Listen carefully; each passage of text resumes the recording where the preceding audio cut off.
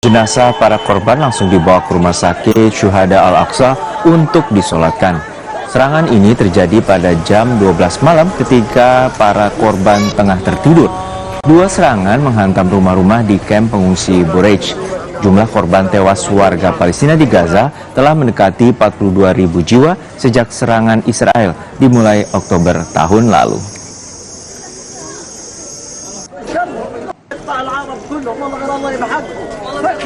Serangan keji Israel di jalur Gaza telah berlangsung setahun lebih dan di tengah seruan gencatan senjata, peperangan justru semakin meluas di wilayah Lebanon. Amerika Serikat kembali menegaskan dukungan bagi Israel untuk membela diri sambil terus mencari solusi diplomatik yang bisa mengakhiri jatuhnya semakin banyaknya korban di Gaza ataupun Lebanon. Selengkapnya dilaporkan oleh tim VOA dari Washington DC.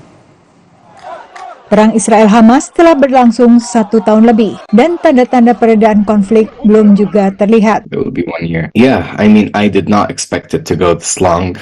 Growing up as a Palestinian, we unfortunately are used to the kind of attacks, what the Israeli ministers call like mowing the lawn. That's how they put it. They mow the lawn every couple of years or once a year.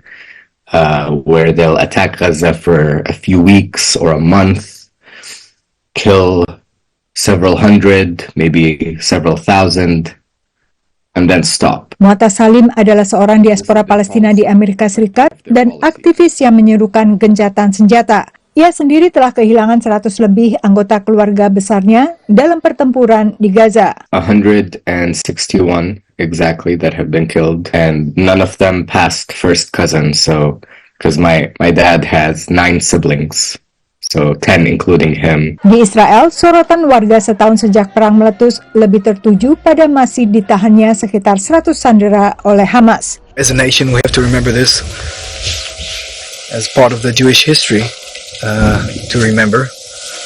But personally, if you ask me, I'd like to live my life, just look forward. Live in peace. After we suffered so much, I think we have a good opportunity to do it now. Both sides suffered so much. Istri dan 3 anak Afika sendiri telah dibebaskan saat jeda pertempuran November lalu. Tapi penculikan mereka hampir tepat setahun lalu masih menyisakan trauma baginya. Perang Israel melawan Hamas di Gaza ini tidak hanya berkepanjangan, tetapi juga meluas ke Lebanon, dengan serangan kepada kelompok Hizbullah bahkan hingga ke ibu kota Beirut. Menurut pejabat Lebanon, serangan Israel telah menyebabkan kematian sekitar 2.000 orang dan lebih dari 1 juta orang mengungsi ke wilayah lebih aman. Analis mengatakan Amerika kembali berada dalam posisi sulit. Well, it has very little leverage over Hamas. Little to none. And I think we can question the U.S.'s leverage over Netanyahu and Israel as well.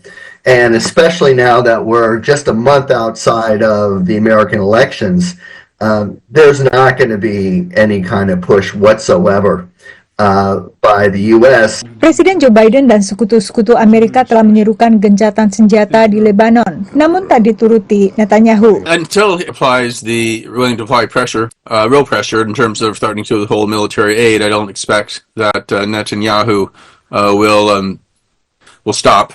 Ronald Reagan, as hardline as he was able to Israel to stop its devastating military offensive in 1982. Which is even more severe than what Israel's been doing now. Di tengah 1982, konflik juga meluas ke Lebanon seperti sekarang ini. Dan Israel masuk ke Lebanon hingga Beirut untuk menyerang anggota Organisasi Pembebasan Palestina PLO. Dari Washington, Yuni Salim dan tim VOA. Para pekerja di Florida membersihkan puing-puing yang